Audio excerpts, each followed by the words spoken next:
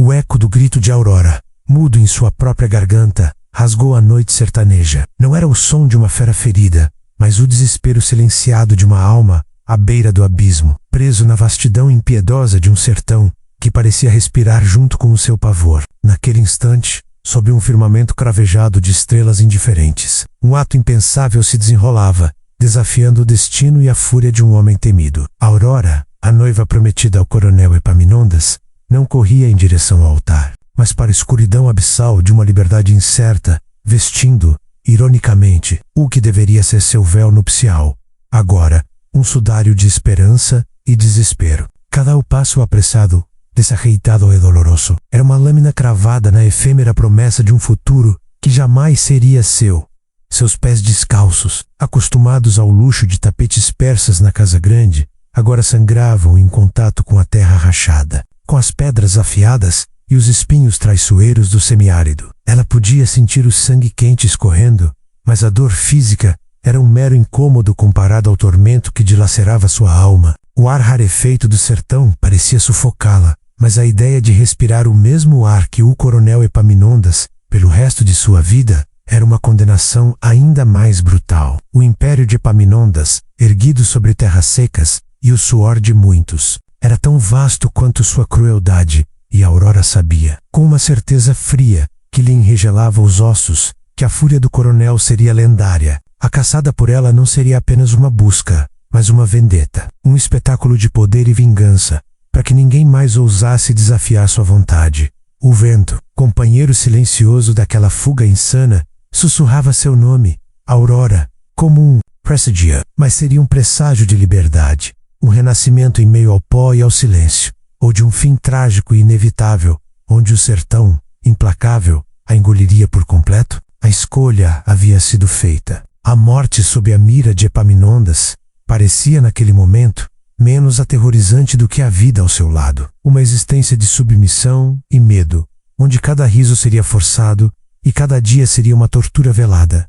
A escuridão era sua aliada e seu carrasco. A ausência de luz a escondia, mas também a cegava, tornando cada raiz, cada elevação do solo, um obstáculo perigoso. O coração de Aurora batia como um tambor descompassado no peito, ecoando o som dos cascos. 2 cavalos que ela tinha certeza, já deveriam estar em seu encalço. Ela podia quase sentir o hálito quente dos cães farejadores, treinados para caçar não apenas animais, mas almas em fuga. Cada arbusto parecia esconder um dos capangas do coronel, com seus olhos vazios e armas apontadas. A paranoia era uma névoa densa que obscurecia sua mente, mas a adrenalina a mantinha em movimento. Impulsionada por um instinto primitivo de sobrevivência, ela se agarrava à tênue memória de sua mãe, falecida há anos, que sempre lhe dizia que a liberdade era o bem mais precioso. Mas sua mãe nunca havia conhecido um homem como Epaminondas, que via nas pessoas meras extensões de sua vontade,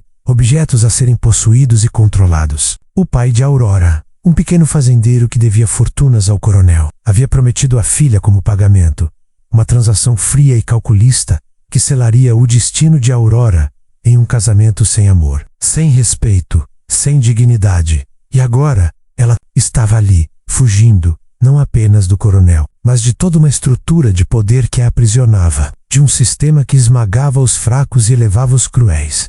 O medo, no entanto, não era seu único companheiro. Havia uma chama, pequena mas teimosa, de rebeldia, de desobediência, de um desejo quase infantil de quebrar as correntes. Ela se recusava a ser mais uma vítima, mas uma peça no tabuleiro de Epaminondas. Mesmo que seu corpo gritasse por descanso, mesmo que seus pulmões ardessem e suas pernas tremessem, ela continuava. Para trás ficava o luxo ostentoso da casa grande, os vestidos finos, as joias caras. Para a frente, a incerteza de um sertão hostil, mas a promessa de uma vida, talvez curta, mas sua.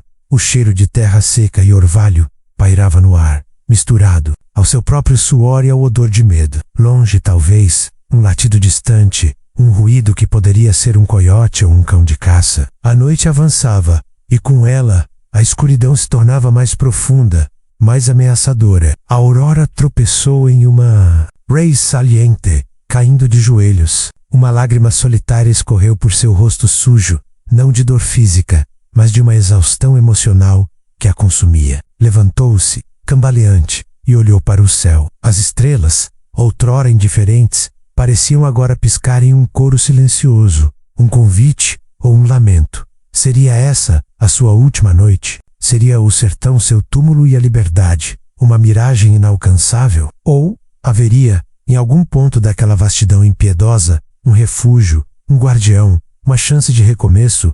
Aurora não sabia, mas ela continuava a correr impulsionada por uma força maior que o medo, uma força que sussurrava em meio ao silêncio do sertão. A palavra mais perigosa de todas: esperança. A caçada estava apenas começando, e a lenda de Aurora, a noiva que desafiou o coronel, estava prestes a ser escrita. O sol nasceu no sertão como um braseiro inclemente, tingindo o céu de tons avermelhados, que para Aurora pareciam prenunciar um inferno particular. O véu da noite, que a havia amparado em sua fuga desesperada, dissipou-se, revelando a imensidão cruel de uma terra onde esconderijos eram raros e a vigilância implacável. Atrás dela, como uma nuvem de gafanhotos famintos, a poeira levantada pelos cavalos do coronel Epaminondas engolia a paisagem, um rastro visível da fúria que se Sus capangas, homens sem alma, armados até os dentes e sedentos pela recompensa prometida, varriam cada recanto, cada fresta daquela caatinga seca, em busca da noiva fugitiva. O ódio do coronel ecoava pelas veredas, levado pelo vento quente, sua voz gutural ressoando nos vales e colinas. Uma promessa macabra de punição, exemplar a quem ousasse acobertar a fugitiva. A Aurora podia quase ouvi-lo, o rugido de um animal enraivecido, e isso a impulsionava a continuar. Apesar da dor lancinante em seus pés feridos e da exaustão que pesava sobre seu corpo, cada músculo parecia protestar, mas o medo era um chicote impiedoso, forçando-a adiante. Ela rastejava por entre mandacarus e cactos, suas roupas de noiva agora rasgadas e sujas, oferecendo pouca proteção contra os espinhos e o sol impiedoso que castigava a terra. O tecido branco, antes símbolo de pureza e união, era agora um trapo de desespero, manchado de terra, poeira e algumas gotas de seu próprio sangue. Seus cabelos, antes cuidadosamente penteados, estavam emaranhados e cheios de detritos, emoldurando. Um rosto pálido e marcado pela fome e pela sede. A sede, a sede, queimava em sua garganta como brasas vivas, transformando sua boca em um deserto ressequido. Cada gole de ar era uma agonia, e a lembrança de água fresca, um tormento distante. Ela tentava se concentrar, lembrar-se de algum riacho, algum olho d'água que pudesse existir naquela região, mas sua mente estava turva, obscurecida pelo pânico e pela desidratação. O sertão parecia rir de sua aflição, oferecendo apenas o calor escaldante e a promessa de miragens enganosas. Mas o medo, sim, o medo era um fogo ainda maior, um pavor gélido que a mantinha alerta, mesmo quando seu corpo ameaçava ceder. Ela era um vulto na imensidão, uma presa em fuga, com o cheiro da vingança no ar, tão palpável quanto a poeira que a cobria. Cada sombra projetada pelos arbustos retorcidos parecia se mover. Cada sussurro do vento soava como vozes de seus... Ela não podia confiar em seus próprios sentidos, tão distorcidos estavam pelo pânico e pela privação, em sua corrida desesperada. Aurora evitava as estradas principais, onde o perigo era mais evidente. Preferia as trilhas de animais, as veredas pouco usadas, as grotas escondidas, buscando qualquer refúgio que a natureza pudesse oferecer. Escondia-se atrás de grandes pedras, exprimia-se entre os troncos retorcidos de árvores secas, camuflava-se com a terra, rezando para que sua silhueta se confundisse com a paisagem. Ela aprendera, em poucas horas, mais sobre sobrevivência do que em toda a sua vida protegida. A cada som distante de cascos, seu coração dava um salto, e ela se encolhia, prendendo a respiração, temendo ser descoberta. A ironia da situação era cruel. Ela, que havia sido prometida a um dos homens mais poderosos da região, estava agora reduzida a rastejar como um animal assustado, em busca de abrigo e salvação. Mas em seu desespero, havia uma faísca de algo mais, uma obstinação feroz, uma recusa em se render. A liberdade, mesmo que apenas por mais um instante, valia qualquer sacrifício. O sol subiu ainda mais no céu, atingindo seu zênite, e o calor se tornou insuportável. A caatinga parecia viva, com um zumbido incessante de insetos e o farfalhar de folhas secas, cada som amplificado em seu estado de alerta. Ela viu à distância uma manada de gado, e a visão de vida, por um momento, deu-lhe um alento. Mas a lembrou de que onde havia gado, havia vaqueiros, e onde havia vaqueiros, havia olhos. Ela precisava se manter invisível. A imagem do coronel Epaminondas, com seu olhar gélido e sorriso cruel, assombrava seus pensamentos. Ela se lembrava das histórias sussurradas de sua impiedade, de como ele esmagava qualquer um que se opusesse a ele. A fuga era um ato de desafio impensável, e a retaliação seria inimaginável. Ele não a queria de volta por amor ou por honra, mas por posse, por uma questão de orgulho ferido. Ela era sua propriedade, e ele não permitiria que sua propriedade lhe escapasse.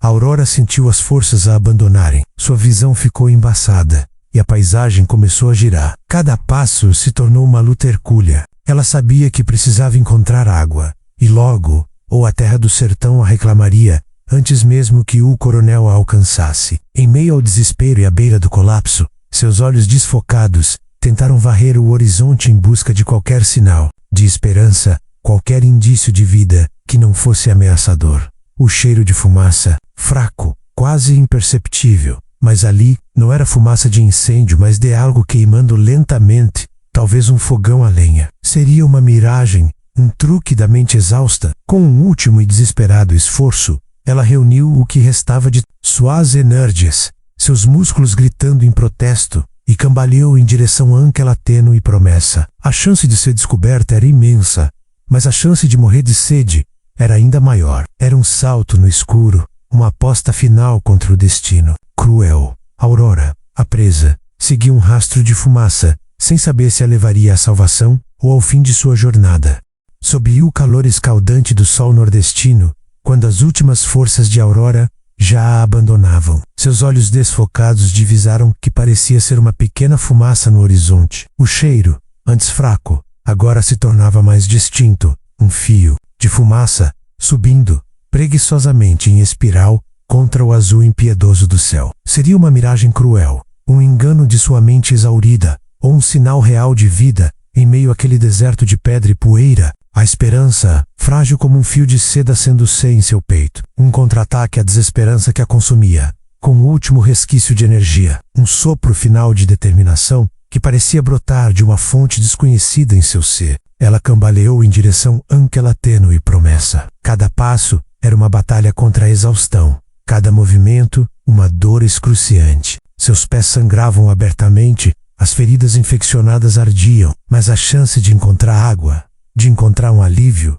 por menor que fosse, era um ímã irresistível. Ela não sabia o que a esperava, mas a morte sob aquele sol, por desidratação, era uma certeza se ela parasse. E então, como um milagre em meio ao nada, a fumaça levou a algo real. Entre a vegetação rasteira e as pedras acinzentadas, surgiu uma pequena e humilde casa de taipa, quase camuflada pela paisagem árida. Era uma construção simples, com um telhado de palha e uma pequena chaminé, de onde emanava o tênue fio de fumaça. Ali, sob a sombra escassa de um juazeiro, um homem estava sentado, trabalhando com madeira. Seu corpo curvado pelo tempo e pela vida dura do sertão, Aurora cambaleou os últimos metros. Sua visão escurecendo, o mundo girando ao seu redor. Ela tentou gritar, mas sua garganta estava seca demais para produzir qualquer som audível. Seus joelhos cederam, e ela despencou, desfalecida, a poucos metros daquela figura solitária. A última coisa que viu antes da escuridão engolí-la foi o rosto do homem. Um rosto marcado por rugas profundas,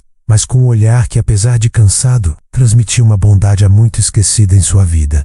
O homem, que era o retirante José, ouviu o baque. Ele ergueu a cabeça, seus olhos experientes no sertão, acostumados a perscrutar o horizonte em busca de qualquer anomalia. E ali, à beira da morte, estava Aurora, uma moça jovem, vestida em trapos outrora brancos, com um corpo frágil e a pele bronzeada pelo sol e castigada pelos espinhos. José, um homem de poucas palavras, mas de ação rápida, correu em sua direção.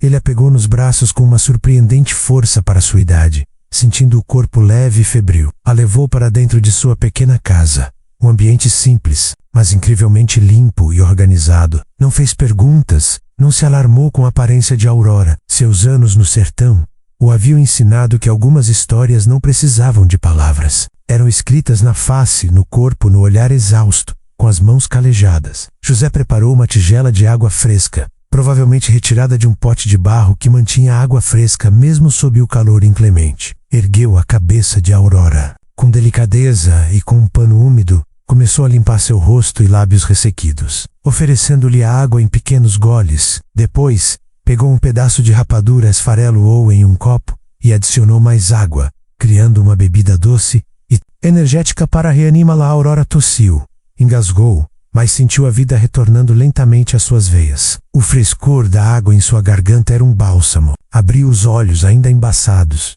e viu o rosto de José, suas feições sérias, mas seus olhos transmitindo uma compaixão genuína. Ela não se lembrava de ter recebido tanta gentileza em muito tempo, não a gentileza desinteressada que ele oferecia. José então preparou um chá de ervas com folhas que colhia na caatinga, um chá com propriedades curativas e calmantes. Colocou-o ao lado de Aurora e a cobriu com um lençol de algodão fino, protegendo-a do calor, mas permitindo que sua pele respirasse. Ali, em meio ao nada, Aurora encontrou em José um porto seguro, um santuário improvável, onde as sombras da perseguição pareciam se dissipar, ao menos por um tempo. José, por sua vez, sentou-se à beira da cama improvisada. Observando-a, sua mente experiente já traçava cenários, imaginando o que poderia ter levado uma moça tão jovem e aparentemente bem nascida a estar à beira da morte no sertão. Ele havia visto fugas antes, mas essa parecia ter um peso diferente, uma urgência que ele sentia em sua alma. Uma estranha sensação de proteção se apossou dele. E antes de continuarmos essa história emocionante, preciso pedir um grande favor a você, que está nos acompanhando. Se você está tão envolvido e curioso quanto eu com o destino de Aurora e a bondade de José, por favor, inscreva-se no canal. É super importante para a gente continuar contando histórias como essa. E não se esqueça de seguir nossas redes sociais para ficar por dentro de todas as novidades. Por último, mas não menos importante, ative o sininho de notificações para não perder nenhum capítulo dessa saga cheia de reviravoltas. Muito obrigado por assistir e por fazer parte da nossa comunidade. Sua presença é o que nos motiva a trazer cada vez mais conteúdo como este. E para que a gente possa se conectar ainda mais, me conta aqui nos comentários de onde você é e qual o seu nome. Queremos muito te conhecer. Agora, prepare-se, porque a história de Aurora e José está apenas começando a ganhar novos e dramáticos contornos. As horas se arrastaram, marcadas apenas pela lenta dança das sombras no chão de terra batida da pequena casa de José. A Aurora dormiu um sono profundo e reparador, um sono que o medo e a exaustão haviam roubado dela por dias. José, por sua vez, sentiu-se em seu banco de madeira, observando-a com uma quietude que só os homens do sertão, acostumados à vastidão e ao silêncio da natureza, possuíam. Ele não tentou despertá-la, nem forçou qualquer tipo de conversa. A sabedoria dos que viveram sob o sol e a chuva da caatinga o ensinara que algumas verdades emergem por si só, no tempo certo. Sem a necessidade de pressões ou perguntas invasivas, ele apenas cuidou de Aurora com a gentileza de um pai, um tipo de carinho que a Aurora não sentia desde a morte de sua mãe. Preparou um caldo ralo e nutritivo, com o que tinha menos um pouco de carne seca e alguns legumes cultivados em seu pequeno roçado. Ao despertar, Aurora encontrou o aroma reconfortante enchendo o ambiente. Seus olhos, ainda pesados pelo sono, se abriram para o rosto gentil de José, que lhe oferecia a tigela com um sorriso contido. Coma devagar, moça. Seu corpo precisa de força, disse ele, sua voz rouca, mas suave como a brisa da manhã. Aurora, ainda fraca, obedeceu. Cada colherada era um pedaço de vida voltando a si, uma gota de esperança em um mar de desespero. Ela sentia o calor do alimento se espalhando por suas veias, revitalizando seus músculos cansados. Não havia palavras, não havia perguntas, apenas o silêncio da compreensão. José permaneceu ali, sua presença calma e protetora, permitindo que Aurora se alimentasse em paz, sem a pressão de ter que explicar sua situação. O silêncio entre eles era a linguagem da confiança, um elo forjado na adversidade. Era um silêncio que falava mais alto do que 1000 palavras, um reconhecimento mútuo de que ambos haviam conhecido a dureza da vida, cada um à sua maneira. José, com sua vida de retirante, marcada pela luta contra a seca e pela busca por um lugar ao sol, a aurora, com sua fuga de um pesadelo que parecia sem fim. Naquela simplicidade, Aurora encontrou um refúgio que o luxo de sua antiga casa jamais poderia oferecer. Após comer, Aurora se sentiu um pouco mais forte. Ela olhou para José, seus olhos fixos nos dele, uma mistura de gratidão e uma necessidade urgente de desabafar. Aquele homem, que a havia encontrado à beira da morte, merecia saber quem ela era e por que estava ali. Eu sou Aurora, começou ela, sua voz ainda fraca, mas carregada de uma emoção contida. Eu fugi. José apenas assentiu, seus olhos transmitindo que ele já sabia, ou ao menos intuía, a gravidade da situação. Não havia surpresa em seu olhar, apenas uma calma aceitação. Ele não a interrompeu, permitindo que ela contasse sua história em seu próprio ritmo. Eu ia me casar com o coronel Epaminondas. Ela continuou, e o nome do coronel saiu de seus lábios com um misto de repulsa e terror. Ele é um homem bom. Meu pai me prometeu a ele por dívidas. Eu não podia viver daquele jeito. As palavras saíam como um sussurro doloroso, cada sílaba carregada com o peso de sua angústia. Ela descreveu a opressão, o medo constante, a sensação de estar presa em uma teia de aranha, sem escapatória. Relatou os detalhes da fuga desesperada na calada da noite, a perseguição implacável, a solidão e o terror do sertão. José ouviu tudo com a paciência de quem compreende a dor alheia. Seus olhos, que haviam testemunhado tantas agruras da vida, não demonstravam julgamento, apenas uma profunda empatia. Ele sabia o que o nome Coronel Epaminondas significava naquelas terras: poder absoluto, crueldade sem limites e uma rede de influência que se estendia por toda a região. Era um homem capaz de esmagar vidas sem pestanejar. O rosto endurecido pela vida revelou uma determinação silenciosa. José sabia que abrigar a Aurora significava desafiar o coronel Epaminondas, significava colocar sua própria vida em risco, mas ele também sabia que não poderia virar as costas para uma alma em tamanha aflição. Havia um código de honra no sertão, uma lei não escrita de solidariedade para com os desamparados. E Aurora, naquele momento, era a personificação da desolação. O sol já começava a pender para o oeste, pintando o céu com tons de laranja e roxo. As sombras se alongavam, e o ar, que antes era uma fornalha, começava a esfriar, trazendo um certo alívio. No entanto, a ameaça do coronel pairava como uma nuvem escura sobre eles. José sabia que não poderiam permanecer ali por muito tempo. A notícia da fuga de Aurora e a busca frenética do coronel já deveriam ter se espalhado como fogo na caatinga. A pequena casa de taipa, que havia sido um porto seguro, em breve se tornaria um alvo. José se levantou, caminhou até o canto da casa e pegou uma velha mochila de couro. Encheu-a com alguns mantimentos, uma garrafa de água e um facão. A Aurora o observava, percebendo a seriedade em seus movimentos. A conversa, sem ser dita, era clara. Eles precisavam se mover novamente. A paz que ela encontrara naquele abrigo temporário estava prestes a ser perturbada. Naquele dia, em meio à aridez do sertão, sob o olhar atento de um homem que a vida havia ensinado a ser resiliente e compassivo, José, o retirante, tomou uma decisão silenciosa. Ele não pronunciou palavras grandiosas, não fez promessas vazias, mas em seu coração, um compromisso ancestral, com a honra e a proteção dos fracos, se acendeu. Ele sabia dos perigos que a cercavam, mas um senso de dever o impelia. Ele não a entregaria, não a abandonaria. Naquele dia, José fez um juramento tácito. Ele seria o guardião de Aurora, custe o que custar. E assim, o destino de dois estranhos se entrelaçava de forma dramática, em um pacto silencioso de proteção e fuga, com o sertão como testemunha. A jornada de Aurora e seu novo guardião estava apenas começando.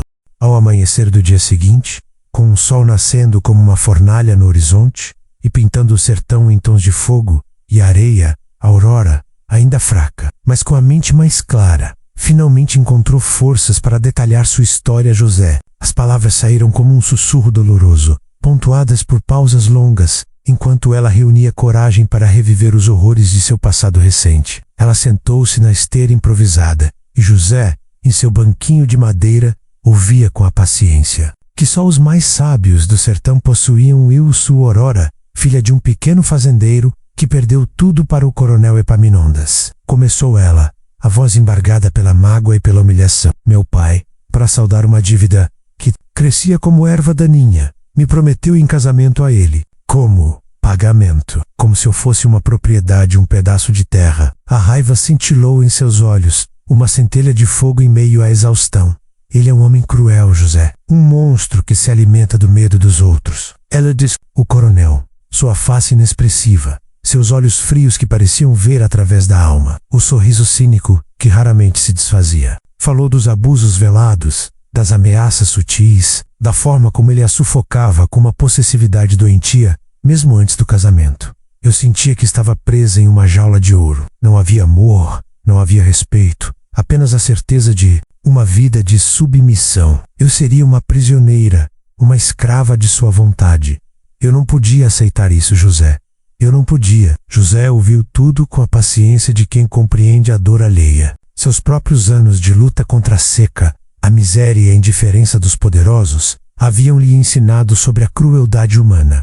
Ele sabia do que o coronel Epaminondas era capaz. A reputação do coronel se espalhava por toda a Caatinga, uma mancha escura de medo e opressão. Ele era um tirano, um homem que não admitia desafios à sua autoridade. E a fuga de Aurora era uma afronta direta ao seu poder, na noite do que seria meu casamento. Quando todos celebravam, e ele estava distraído. Eu fugi, continuou Aurora, a voz ganhando um fio de força ao relembrar o ato de rebeldia. Corri para o sertão, sem destino, sem nada, apenas com a roupa do corpo e a esperança de que a vastidão me engolisse antes que ele me encontrasse. Ela narrou a tortura da sede, a fome, o pavor de cada sombra, de cada som, o desespero de estar à beira da morte quando José a encontrou. O rosto de José, endurecido pelas marcas do sol e do tempo, revelou uma determinação silenciosa que antes a Aurora apenas intuíra. Ele apertou os lábios, seus olhos fixos em um ponto distante,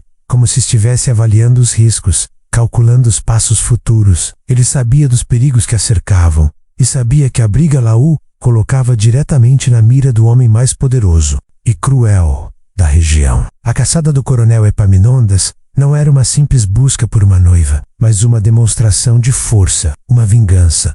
Mas um compromisso ancestral com a honra e a proteção dos fracos se acendeu em seu coração. José era um homem simples, um retirante que havia perdido muito na vida, mas jamais sua dignidade ou seu senso de justiça. A imagem de Aurora, frágil e desamparada, mas com uma força inabalável em seus olhos, despertou nele um instinto protetor que ele pensava ter adormecido. Ele não poderia virar as costas para aquela jovem. Era contra tudo o que ele acreditava. Ele se levantou e caminhou até a pequena janela, observando o sertão que se estendia infinitamente. O silêncio foi quebrado apenas pelo canto de um pássaro e o farfalhar das folhas secas. A Aurora observava cada movimento dele, seu coração apertado pela incerteza. Seria ele capaz de protegê-la? Ou ele a entregaria para salvar a própria pele? A dúvida, ainda que mínima, a atormentava. José se virou para ela, seus olhos encontrando os dela com uma intensidade que a fez prender a respiração. Moça,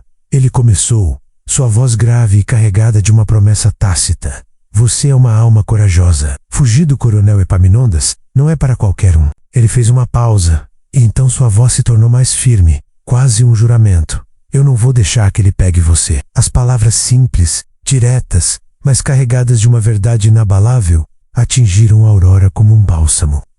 Que ela não sabia que ainda tinha, escorreram por seu rosto. Era a primeira vez em muito tempo que ouvia uma promessa que não era uma ameaça ou uma mentira. Aquele homem simples, que ela mal conhecia, estava disposto a arriscar tudo por ela. Naquele dia, José fez um juramento silencioso. Ele seria o guardião de Aurora, custe o que custar. Ele não tinha fortuna, nem poder, nem um exército de capangas. Tinha apenas sua astúcia, seu conhecimento profundo do sertão, sua coragem inata e uma vontade férrea de proteger o que considerava justo. Ele a protegeria com sua própria vida se necessário. O coronel Epaminondas poderia ter o poder e a riqueza, mas José tinha a dignidade e a determinação. Nós não podemos ficar aqui, disse José, voltando à praticidade, sua voz agora cheia de um plano. A notícia da sua fuga já deve ter se espalhado. Epaminondas vai virar o sertão de cabeça para baixo para te encontrar. Ele tem olhos e ouvidos por toda parte. Ele começou a pegar algumas coisas essenciais. Um saco de couro com farinha, alguns pedaços de rapadura, um cantil de água e um facão afiado, seu companheiro de todas as horas. Vamos ter que nos mover. O sertão é grande, mas também é perigoso para quem não o conhece. Mas eu o conheço como a palma da minha mão. Vamos usar as veredas, os esconderijos que só os antigos conhecem. Seremos sombras, fantasmas na caatinga. A voz da Rosé, que antes era apenas um sussurro de bondade, agora era a voz de um estrategista, Duan Protetar Aurora, sentiu uma pontada de esperança, algo que ela pensava ter perdido para sempre. A presença de José era como um escudo, raio de luz em sua escuridão. Ela sabia que a jornada seria árdua, que o perigo estaria sempre à espreita. Mas agora, ela não estava sozinha. Ela tinha um guardião. E o sertão, que antes parecia um monstro devorador, agora se transformava em um labirinto de refúgios. Um terreno de batalha onde eles lutariam pela liberdade. A luta estava apenas começando, mas com José ao seu lado, Aurora sentia que tinha uma chance. A notícia da fuga de Aurora, como um incêndio alimentado pelo vento seco da caatinga, espalhou-se rapidamente pela região. Cada rancho, cada vilarejo, cada feira improvisada nas margens do São Francisco se tornava um ponto de propagação para a fúria do coronel Epaminondas. O nome de Aurora, antes sussurrado em segredo como um conto de ousadia, agora era proferido com um misto de medo e curiosidade. Afinal, desafiar o coronel era um ato que beirava a loucura. Os olhos e ouvidos do coronel Epaminondas estavam por toda parte. Sua rede de informantes era vasta e intrincada, tecida com fios de lealdade comprada, e mais frequentemente, com um pavor que ele inspirava. Cada capanga que saía em busca da noiva fugitiva carregava consigo não apenas a ordem de encontrá-la, mas a promessa de uma recompensa generosa para quem trouxesse qualquer pista, e a ameaça de retaliação brutal para quem ousasse esconder. E as informações, inevitavelmente, começaram a surgir. Murmúrios sobre uma jovem misteriosa, com roupas finas e rasgadas, vista cambaleando perto de um córrego seco. Poto Sabra, um retirante solitário, conhecido por sua vida reclusa, que subitamente parecia ter uma visita em sua humilde morada. Os sinais eram sutis para quem não os procurava, mas para a máquina de inteligência do coronel, eram como faróis acesos. Na escuridão, na venda do seu Chico, a mais movimentada do lugarejo mais próximo, os compadres falavam em voz baixa, trocando olhares furtivos. Um vaqueiro riquenho chagado da banda de lá comentou ter visto um homem velho com uma moça que não parecia dali. No terreiro da Dona Zefa, enquanto quebravam o coco, as mulheres cochichavam sobre a história da noiva que fugiu, e uma delas, com a voz esbaforida, jurou ter visto um vulto estranho perto da casa do velho José, aquele que vivia longe de tudo. A rede de informantes se fechava, lenta, mas inexoravelmente. Os olhos do coronel não viam, mas seus ouvidos filtravam cada sussurro, cada comentário. Ele tinha homens plantados em pontos estratégicos, nos poços mais visitados, nas passagens de gado, nos poucos caminhos que cruzavam a caatinga. Eles não eram apenas brutamontes, alguns eram astutos, capazes de extrair informações de quem menos esperava, usando o medo ou a promessa de um punhado de moedas.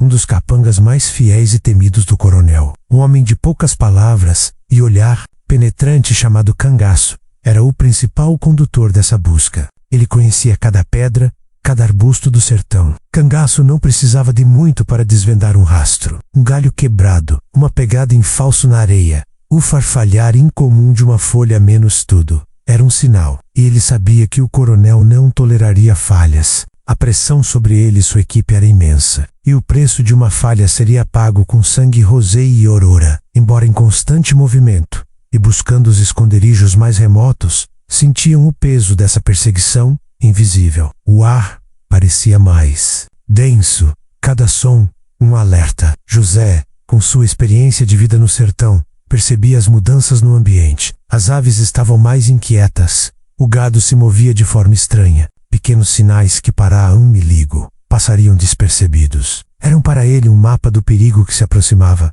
Eles estão perto, José murmurou para Aurora em uma noite fria, enquanto se abrigavam sob uma saliência rochosa.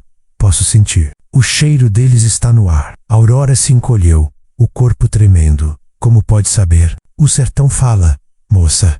respondeu ele, olhando para a escuridão. Eles estão usando cães, tenho certeza, e homens, muitos homens. A fúria do coronel estava rindo a Caatinga. De fato, o coronel Epaminondas não poupava recursos. Ele estava desonrado pela fuga de Aurora, e sua reputação era tudo para ele. O escândalo de uma noiva fugitiva era algo que ele não podia permitir. Era uma demonstração de fraqueza que seus inimigos poderiam explorar, e ele não tinha inimigos. Sua caçada era um aviso a todos. Ninguém desafia o coronel Epaminondas. Ameaças foram proferidas em cada vilarejo. Quem ajudasse a fugitiva seria tratado como inimigo do coronel, e as consequências seriam severas. Fazendeiros, comerciantes e até mesmo os mais simples moradores sentiram o pavor se espalhar. O medo forçava muitos a delatar qualquer movimento suspeito. A pressão sobre eles era tanta que até mesmo os mais honrados eram tentados a trair por segurança. A cada dia, José e Aurora se aprofundavam mais na vastidão do sertão, buscando os lugares mais inóspitos, aqueles que poucos se aventuravam a ir. José ensinava a Aurora a reconhecer os sinais da natureza, a distinguir o som de um animal do ruído de um cavalo, a encontrar água em locais improvados, a se camuflar entre os arbustos secos. Ele a preparava para a sobrevivência, para a luta que sabia ser inevitável. A ameaça se tornava cada vez mais real. O perigo espreitava nas sombras, aguardando o momento certo para atacar. Uma noite, enquanto tentavam cruzar um pequeno riacho seco, ouviram o som inconfundível de um tiro distante. Não um tiro de caça, mas um tiro de aviso, um teste, um lembrete cruel de que o coronel estava cada vez mais perto. O coração de Aurora batia em desespero, e José sabia que a hora do confronto final se aproximava. O silêncio do sertão, antes um refúgio, agora era preenchido pelos ecos da perseguição, e a sombra de Epaminondas, implacável e sombria, pairava sobre cada passo que eles davam. A caçada não era mais uma busca, era um cerco que se apertava a cada hora. José sabia que a força bruta do coronel Epaminondas era avassaladora. Ele não tinha homens armados, nem recursos ilimitados, mas possuía algo que o coronel, em sua arrogância, subestimava: a astúcia dos filhos do sertão e um conhecimento profundo da Caatinga. Aquele chão seco e poeirento, que para a maioria era um inferno, era o seu lar, sua fortaleza, e se tornaria o campo de batalha onde ele lutaria pela liberdade de Aurora. Ele havia crescido pisando naquelas pedras, lendo os sinais da natureza, aprendendo os segredos de sobreviver e se esconder.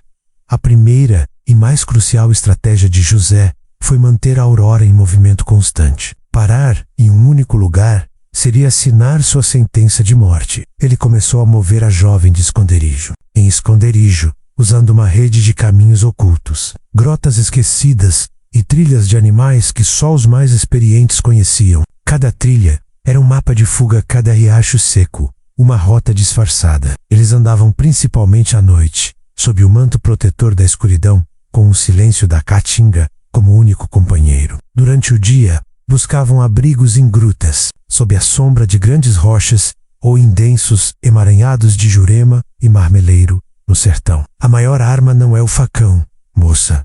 É a paciência e a observação. José explicava a Aurora, enquanto a ensinava a ler as pegadas na areia. Se eram de animal ou de homem, se eram frescas ou antigas, um galho quebrado, uma folha virada, tudo pode dizer quem passou por aqui e há quanto tempo. Ele a instruía sobre os segredos da sobrevivência, como encontrar água em um leito de rio seco, cavando buracos rasos na areia úmida, como reconhecer as plantas comestíveis e as que poderiam ser venenosas, como caçar pequenos animais com armadilhas improvisadas. A Aurora, que antes vivia cercada de serviçais e luxos, agora aprendia a se virar na natureza mais hostil. Uma metamorfose impressionante de uma moça fina em uma verdadeira sertaneja. O choque era imenso, mas a necessidade era uma professora cruel e eficaz. Ela observava José com admiração, absorvendo cada ensinamento como uma esponja. O sol é seu inimigo e seu aliado, ele dizia, enquanto a ensinava a se proteger dos raios escaldantes usando folhas grandes para cobrir a cabeça e o pescoço. Eltei consome, mas também apaga os rastros e cansa o perseguidor. José era um mestre na arte da camuflagem. Ele ensinou a Aurora a usar a terra e a vegetação para se misturar à paisagem, a mover-se de forma silenciosa, quase imperceptível. Seja como a sombra, a moça invisível. Ouça o vento. Ele carrega as notícias. Eles falavam pouco, apenas o necessário, para evitar que suas vozes viajassem e os denunciassem. Ele a preparava para a possibilidade de um confronto. Mostrava a ela como usar o facão que carregava, não para atacar, mas para se defender em Ultimo Castle. Uma briga é coisa de homem, mas uma mulher assustada pode ser mais perigosa que um bando de lobos. A luta pela liberdade seria travada no terreno que José dominava. No entanto, a pressão do coronel não diminuía. Os homens de Epaminondas se espalhavam como uma praga, e seus informantes eram como olhos invisíveis que pareciam estar em toda parte. José sabia que não adiantava apenas fugir. Era preciso despistar, criar falsos rastros, confundir o inimigo. Em um dia, José avistou de longe um pequeno rebanho de bodes soltos. Com uma astúcia que surpreendeu Aurora, ele os conduziu por um trecho de areia mais macia, onde suas pegadas e as de Aurora se misturaram às dos animais, tornando o rastro quase impossível de ser decifrado pelos cães farejadores. Em outro momento, eles atravessaram um trecho rochoso, onde as pegadas não deixavam marcas, e depois fizeram um desvio inesperado, voltando por um caminho paralelo, para despistar qualquer um que o seguisse. Eles esperam que a gente vá para o leste, onde há mais água e vilas, mas a gente vai para o oeste, onde o sertão é mais bravo, e poucos se atrevem a ir. José explicou sua lógica. É mais difícil, mas é mais seguro. Eles não vão esperar. A jornada era exaustiva. As noites eram frias, e os dias, um tormento de calor. A comida era pouca, e a água, racionada. A Aurora emagrecera, e seu rosto, antes delicado, estava agora marcado pela dureza da vida no sertão. Mas em seus olhos, uma nova força havia nascido. Ela já não era a noiva frágil e assustada. Era uma sobrevivente, moldada pela adversidade. Com uma determinação de ferro forjada no calor do sertão, certa manhã, José notou uma pequena fumaça distante, um sinal de uma fogueira de acampamento. É um deles, ele sussurrou. Estão se aproximando. Em vez de fugir em pânico, José elaborou um plano. Eles se esconderam, observando. Quando os capangas do coronel se moveram, José e Aurora fizeram um grande desvio, não para se afastar, mas para passar por trás deles, usando a vegetação densa como cobertura. Era um risco calculado, mas que lhes daria tempo precioso. Eles observaram os capangas seguirem em frente, em uma direção oposta. A tensão era palpável, silêncio da observação, quase ensurdecedor. Quando os homens desapareceram no horizonte, José e Aurora retomaram sua caminhada, com um breve alívio, mas sem baixar a guarda. A caçada era um jogo de xadrez em grande escala, onde cada movimento precisava ser pensado com antecedência. Cada dia que passava, Aurora sentia uma conexão mais profunda com José. Ele não era apenas seu protetor, era seu mentor, seu guia. Ele lhe dava esperança, não com palavras vazias, mas com suas ações, com sua resiliência inabalável. Ele havia se tornado seu guardião de fato, não por obrigação, mas por um laço de humanidade e coragem. E ela sabia que a vida dele estava agora ligada à dela, em uma dança perigosa contra a fúria do coronel. A Caatinga era seu refúgio, mas também seu campo de batalha, e a cada passo, eles se preparavam para o inevitável confronto que se aproximava.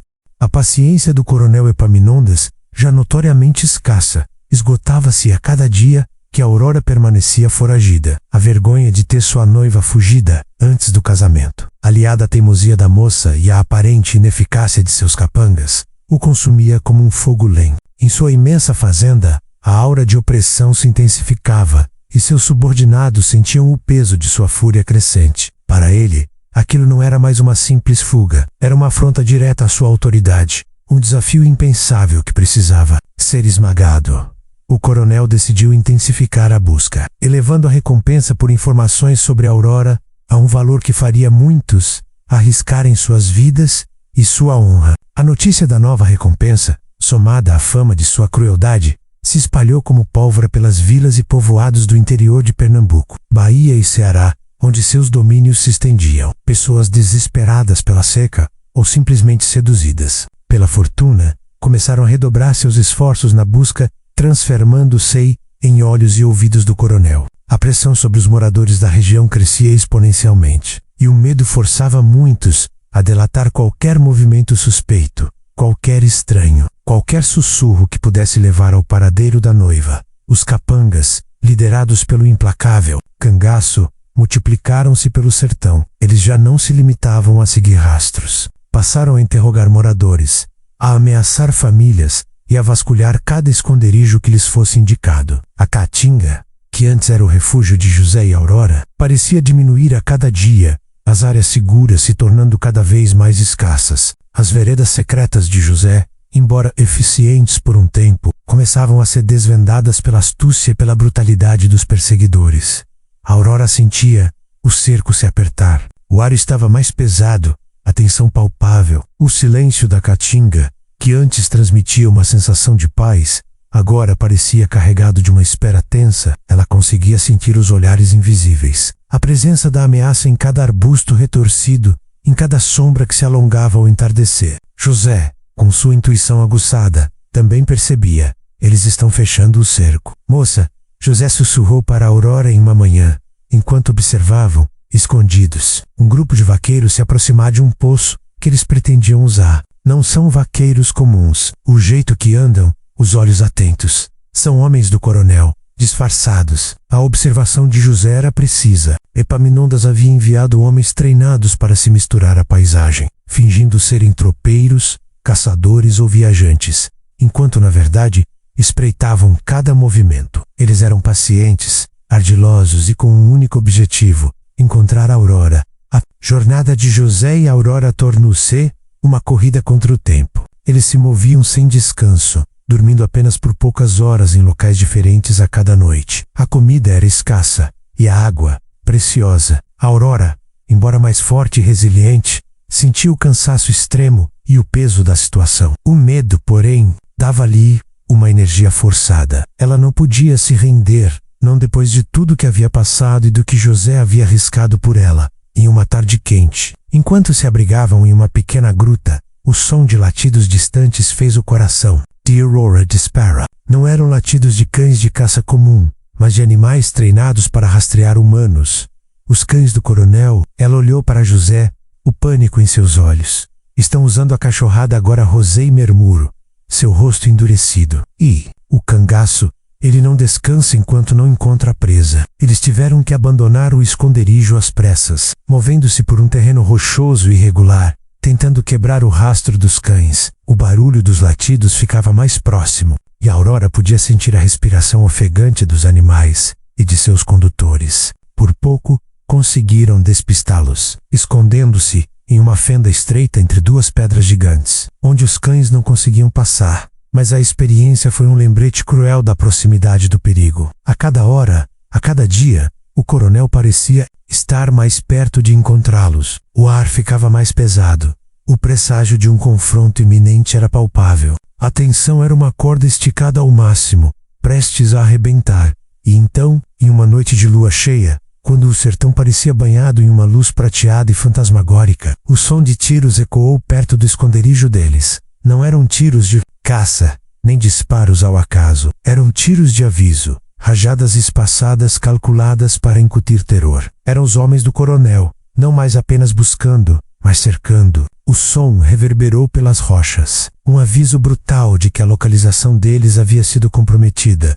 O coração de Aurora batia em desespero, um tambor descompassado em seu peito. Ela se encolheu ao lado de José, que permaneceu imóvel, seus olhos varrendo a escuridão, tentando identificar a origem dos disparos. Ele sabia que aquele não era um ataque direto ainda, mas um cerco, uma forma de pressioná-los, de esgotá-los, antes do assalto final. É um aviso, José sussurrou, sua voz baixa e tensa. Eles sabem que estamos por perto. Este-nos encurralando. A cada tiro, o chão parecia tremer, e o desespero de Aurora aumentava. A sensação de estar cercada era sufocante.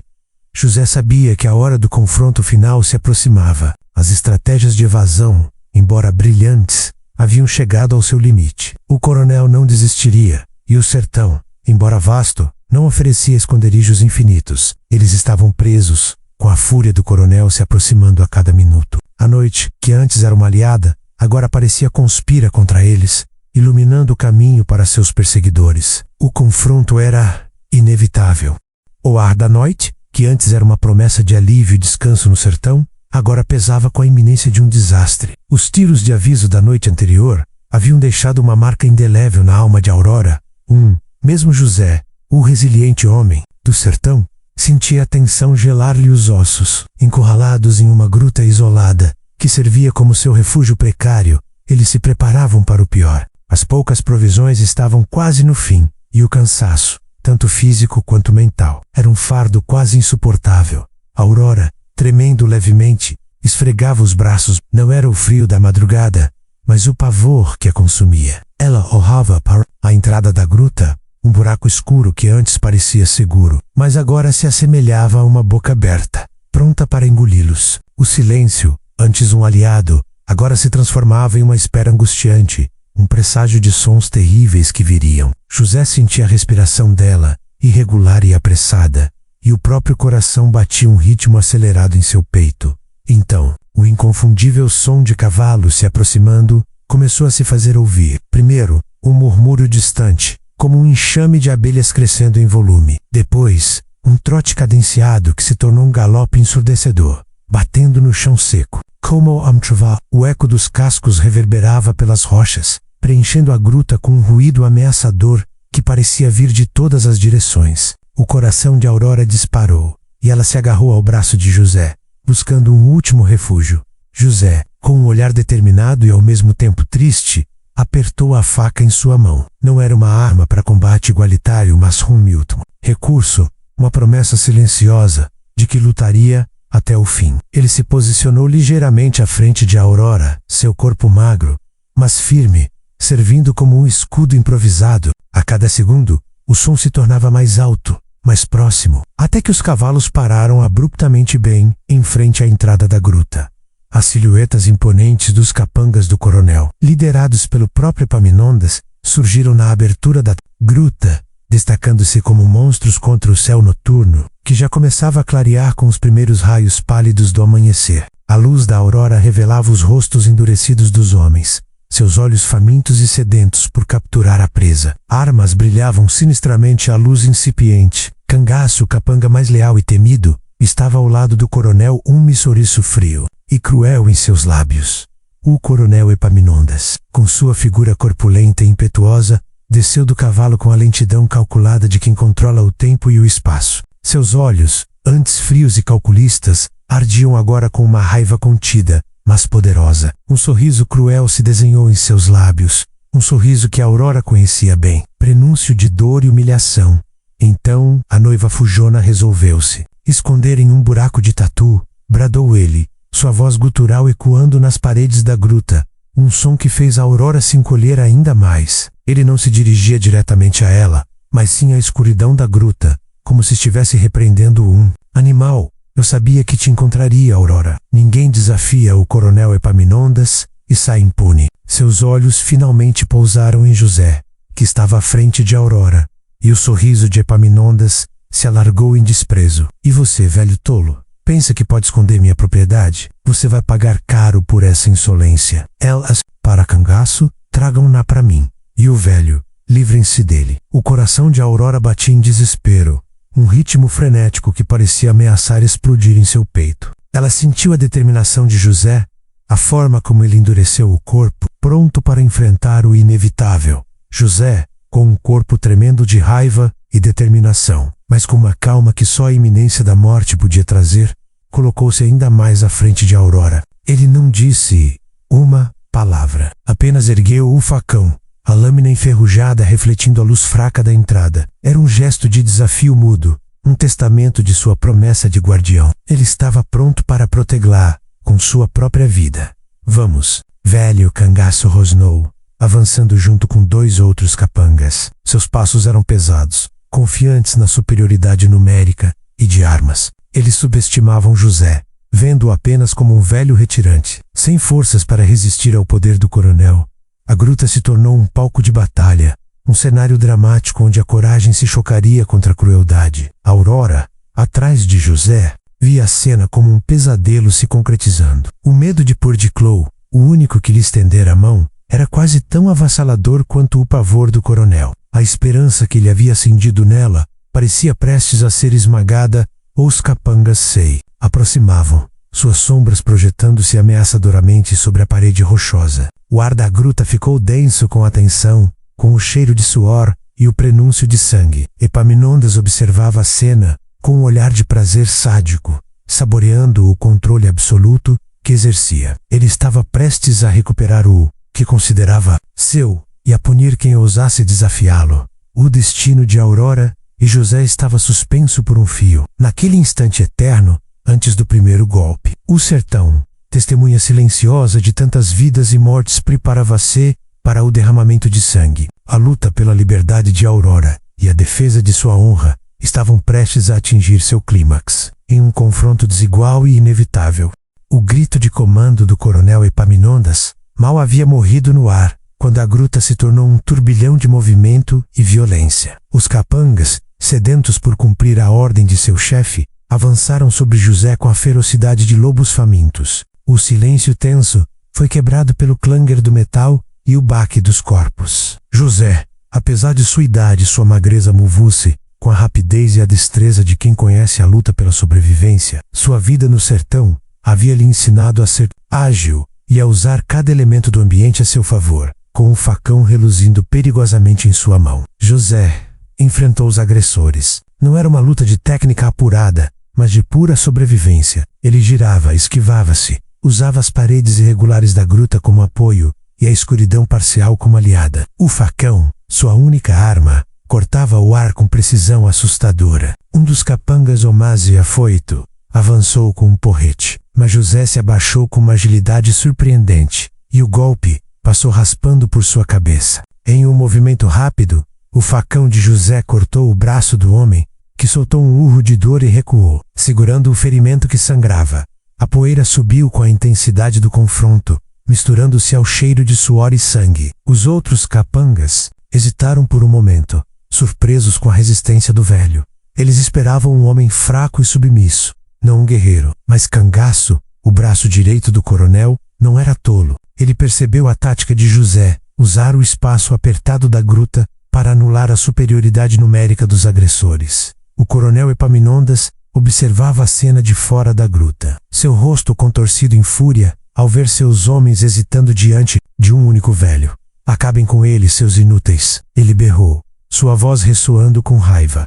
Cangaço, mais astuto, mudou a estratégia. Em vez de avançar de frente, ele e outro capanga tentaram cercar José atacando de lados diferentes. A luta tornou-se mais equilibrada, mas o número ainda era desproporcional. José se defendia com bravura, seus olhos alertas, sua mente rápida, usando o facão para bloquear os golpes e manter os agressores à distância. Aurora, atrás de José, observava a cena com o coração na garganta. Cada golpe desferido ou recebido por José era uma pontada em sua própria alma. Ela via o esforço do homem que a havia salvado, o suor escorrendo por seu rosto enrugado, a determinação em seus olhos. O desespero a consumia. A sensação de impotência era esmagadora. Ela queria ajudar, mas sabia que sua inexperiência só atrapalharia. Em um momento de distração de José, enquanto ele desviava um golpe de Cangaço, o segundo capanga, com uma agilidade traiçoeira, conseguiu flanquear o velho. Um golpe forte e certeiro atingiu José na cabeça, não com a lâmina, mas com o cabo da arma. O baque surdo ecoou na gruta e José cambaleou. Antes que pudesse se recompor, outro golpe, dessa vez na perna, o derrubou. Ele caiu no chão pesadamente, o facão escorregando de suas mãos, seu corpo fraco e ferido. Aurora soltou um grito, abafado de terror. "Não, José." José permaneceu no chão, ofegante, com o rosto pálido e uma mancha escura de sangue começando a se espalhar em sua testa. Ele tentou se levantar, mas suas forças o haviam abandonado. A dor era lancinante, e sua visão ficou turva. Cangaço se aproximou, o rosto desprovido de qualquer emoção, erguendo sua arma para desferir o golpe final. O desespero tomou conta de Aurora. A imagem de José caído, sangrando, era demais para suportar. A única pessoa que havia lhe estendido a mão, que havia se arriscado por ela, estava à beira da morte por sua causa. Uma onda de fúria e desespero a impulsionou. Ela não podia apenas observar. O coronel Epaminondas, vendo José caído, sorriu vitorioso. "Agora, moça, Você não tem para onde correr. Ele deu um passo à frente, pronto para reivindicar sua propriedade. Mas o coronel e seus capangas haviam subestimado a força que o desespero e a lealdade podiam gerar em Aurora. A noiva frágil e assustada que havia fugido da Coisa Grande havia se transformado em uma sobrevivente endurecida pelas provações do sertão. O medo de perdê-lo, o único que a protegia, era mais forte do que qualquer outro pavor. José, no chão, com a visão embaçada, tentou murmurar algo, um aviso, talvez, para que ela fugisse. Mas Aurora não ouviu. Seus olhos estavam fixos em Cangaço, que estava prestes a desferir o golpe fatal em José, e no coronel, que se aproximava com um sorriso cruel. Algo dentro dela, algo forjado pela dor e pela luta, despertou com uma ferocidade insuspeita. A presa encurralada revelou suas garras. A gruta, em poucos minutos, havia sido palco da coragem e da derrota de José. Agora, o silêncio que se seguiu. A sua queda era preenchido apenas pela respiração ofegante dos capangas e pelo choro abafado de Aurora. O sangue do sertão manchava o chão da gruta, um testemunho silencioso de uma luta desigual. Mas a batalha, para a surpresa de todos, ainda não havia terminado. A noiva que fugiu estava prestes a mostrar que às vezes a mais frágil das criaturas pode se levantar quando tudo parece perdido. Com José caído, o silêncio da gruta foi dilacerado pelo som abafado do desespero de Aurora. Seus olhos, arregalados de terror, viram Cangaço se aproximar do corpo inerte de José, a arma erguida para desferir o golpe final. O coronel Epaminondas, com um sorriso de satisfação sádica, dava mais um passo à frente pronto para apoderar-se de sua propriedade foragida. Tudo parecia perdido. A esperança que José acendera em seu coração ameaçava se apagar sob a sombra esmagadora da tirania, mas algo dentro dela, algo forjado pela dor e pela luta incansável dos últimos dias, despertou com uma força que ela não sabia possuir. Não era apenas o instinto de sobrevivência, mas a gratidão, o amor quase filial por aquele homem simples, que arriscara tudo por ela. A imagem de José, ferido e vulnerável no chão, foi o estopim. A fragilidade deu lugar a uma fúria selvagem, a uma coragem desesperada, que a transformou em um animal encurralado, pronto para lutar, até o último suspiro, com uma velocidade surpreendente. Aurora olhou ao redor, buscando qualquer coisa que pudesse servir de arma. Seus olhos famintos pousaram em uma pedra lascada e afiada, que jazia perto da entrada da gruta, um fragmento de rocha que havia se desprendido do teto. Sem pensar, sem hesitar, ela se abaixou e a pegou. A aspereza da pedra em sua mão era um lembrete físico de sua determinação. Cangaço estava a poucos passos de José, pronto para executar a ordem do coronel. No exato momento em que ele erguia a arma para o golpe final, a Aurora, com um grito gutural que chocou a todos, um som de pura raiva e desespero que não parecia vir dela, lançou-se para fora das sombras. Com uma fúria cega, ela atacou o capanga mais próximo que se preparava para se juntar a Cangaço. A pedra que a Aurora empunhava não era uma arma de guerra, mas em suas mãos, naquele instante, transformou-se em um instrumento de justiça brutal. Ela atingiu o capanga no lado da cabeça com uma força inesperada, surpreendendo-o completamente. O homem cambaleou, um gemido de dor escapando de seus lábios, antes que ele caísse no chão. Inconsciente, o impacto do golpe, a audácia da jovem, o grito primal de Aurora menos. Tudo isso causou um breve momento de paralisia entre os homens do coronel. Eles haviam subestimado a noiva fujona, esperando uma moça frágil e chorosa, não uma leoa ferida. O próprio coronel Epaminondas arregalou os olhos, sua expressão de triunfo se transformando em um misto de surpresa e fúria. Sua quedilha, rosnou Cangaço, virando-se abruptamente de José para Aurora, a raiva em seus olhos. Ele avançou, sua arma apontada para ela, mas Aurora não recuou. Seus olhos, antes cheios de medo, agora ardiam com uma determinação implacável. Ela sabia que precisava lutar, não apenas por si mesma, mas pelo homem que havia arriscado tudo para salvá-la. A vida de José dependia disso. A liberdade dela dependia disso. Ela não se importava se morreria. O que importava era não morrer de joelhos, com a pedra ainda firme em sua mão. Ela se colocou entre Cangaço e José, seu corpo esguio e pequeno parecendo, de repente, gigantesco, diante da ameaça. A cena era quase inacreditável. Uma mulher, desarmada, mas com um espírito indomável, enfrentando os brutais capangas do coronel. A fúria da presa encurralada era terrível de se ver. A Aurora, embora sem treinamento em combate move-a-sei, com a astúcia de quem luta pela vida, ela tenta se manter fora do alcance dos golpes, usando as rochas e as sombras da gruta como cobertura, enquanto procurava uma oportunidade de atacar. O ar estava denso com a tensão. Os capangas, sem saber como lidar com a ferocidade inesperada de uma mulher, hesitaram, seus movimentos mais cautelosos. O coronel Epaminondas, do lado do fora, bradava ordens para seus homens, a voz tingida de incredulidade e raiva. Peguem-na agora, não deixem que essa vadia zombadora de vocês. Sua humilhação era palpável. Era inaceitável que uma mulher o desafiasse de tal maneira e que seus homens fossem contidos por ela. José, no chão, meio consciente, ergueu a cabeça levemente, seus olhos embaçados focados em Aurora. Ele via a coragem dela, a centelha de vida que o havia impulsionado a arriscar tudo. Um leve sorriso de orgulho e admiração se formou em seus lábios feridos, antes que ele perdesse a consciência novamente.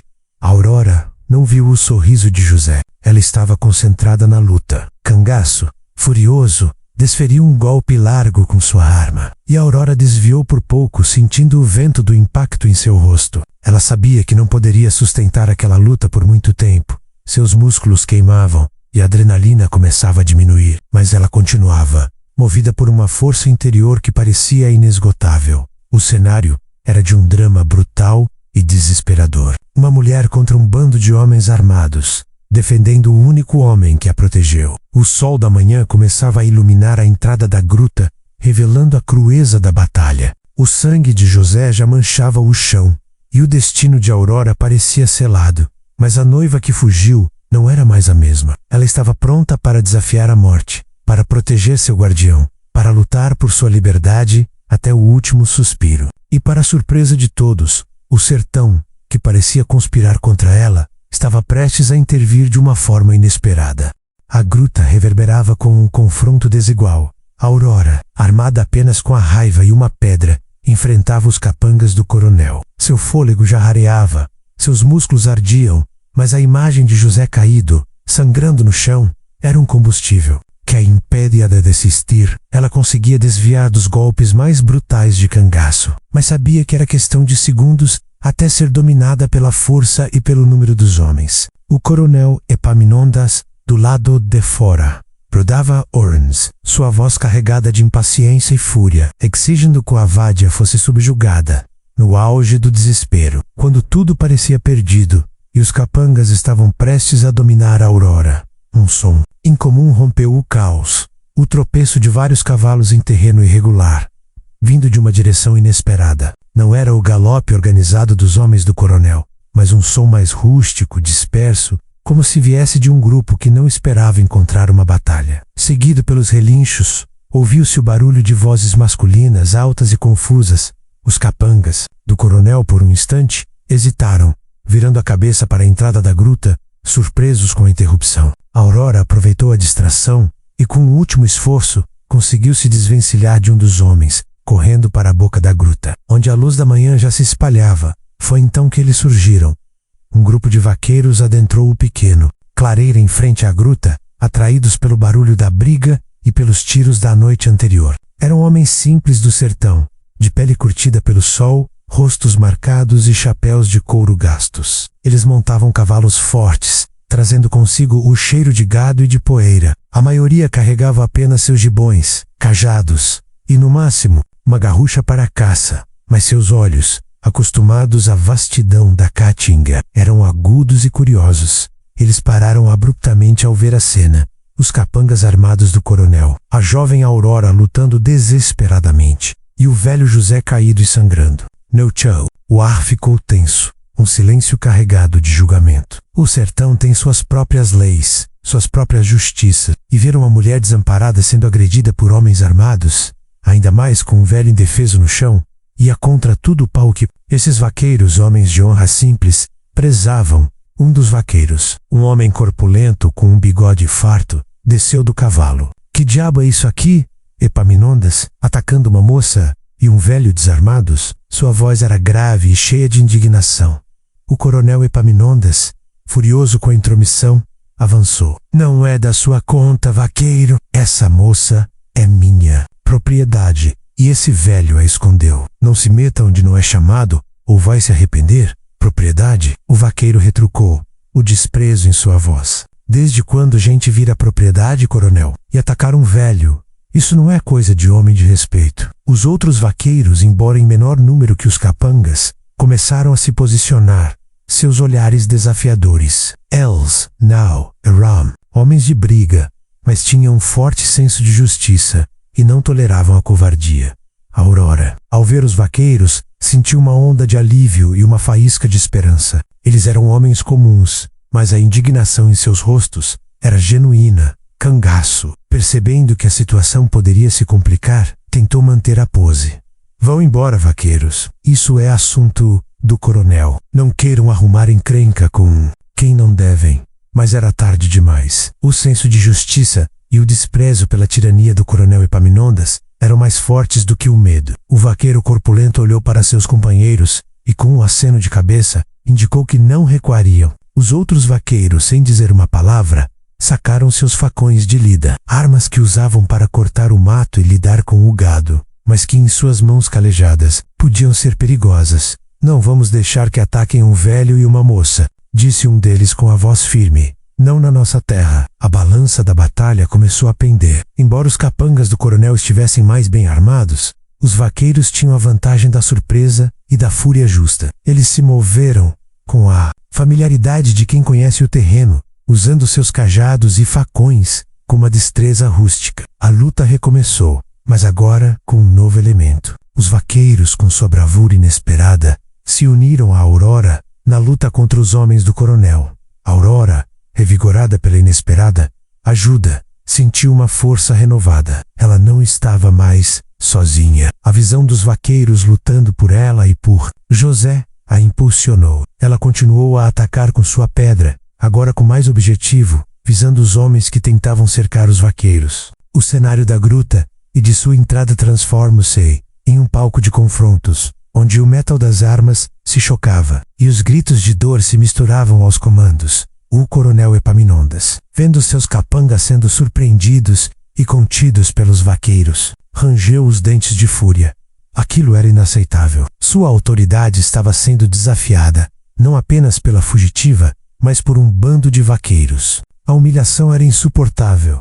A chegada dos vaqueiros, um ato de solidariedade genuína no coração do sertão, mudou completamente o rumo da batalha. O destino, que parecia selado pela brutalidade do coronel, agora se abria para uma nova e inesperada possibilidade. A noiva que fugiu havia encontrado aliados, e o sertão, que a havia castigado, agora lhe oferecia uma chance de lutar por sua liberdade com a ajuda de seus próprios filhos. A súbita intervenção dos vaqueiros transformou o confronto desigual em uma batalha caótica. Os homens do coronel, pegos de surpresa pela bravura e pelo senso de justiça dos sertanejos, vacilaram. Os vaqueiros, embora em menor número e com armas mais simples, lutavam com a fúria de quem defende o que é certo. Seus facões de lida, afiados para o trabalho com o gado, cortavam o ar com destreza, e seus cajados se tornaram extensões de seus braços, bloqueando golpes e desequilibrando os adversários. Aurora, revigorada pela inesperada ajuda, sentiu uma onda de adrenalina que a impulsionou ainda mais. Ela já não estava sozinha, e essa certeza lhe deu uma força renovada. Com a pedra ainda firme em sua mão, ela não hesitou em atacar os capangas que tentavam flanquear os vaqueiros, atingindo-os com golpes certeiros e desesperados. A noiva frágil havia se transformado em uma guerreira improvável, sua determinação, forjada na adversidade.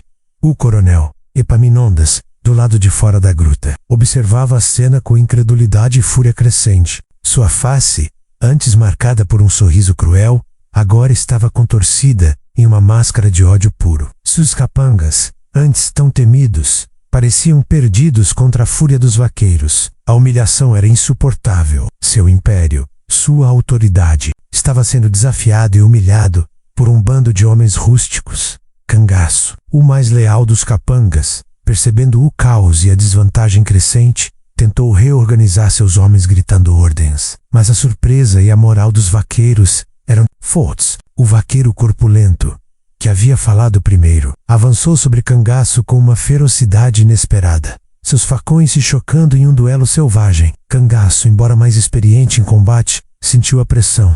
A gruta e a clareira adjacente tornaram-se um redemoinho de golpes, gritos e sons de impacto. A poeira subia, dificultando a visão, mas a intensidade da luta era inegável. Os vaqueiros, com sua força bruta e conhecimento do terreno, começaram a desarmar e render os capangas um a um. Alguns tentaram fugir, mas foram impedidos pelos demais vaqueiros que cercavam a área.